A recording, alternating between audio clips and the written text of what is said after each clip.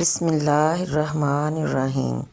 قابل احترام مہمان خصوصی معزز پرنسپل صاحب، محترم اساتذہ اکرام، عزیز والدین اور میری پیاری طالبات، السلام علیکم ورحمۃ اللہ وبرکاتہ۔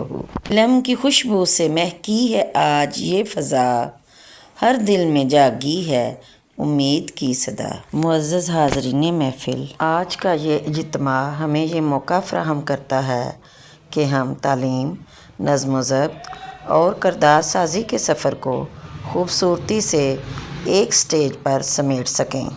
معزز حاضرین محفل، تعلیم صرف کتابوں کا نام نہیں، یہ کردار، وقار اور اعتماد کی تعبیر کا سفر ہے، اور جب یہ سفر بیٹیوں کے ہاتھوں طے ہوتا ہے تو معاشرہ خود بخود سنورنے لگتا ہے۔ آج کی یہ سالانہ تقریب اسی خواب کی ایک خوبصورت تعبیر ہے۔ کتابوں سے روشن ہو جن کی راہیں، وہی قومیں بناتی ہیں تاریخ کی شاہراہیں۔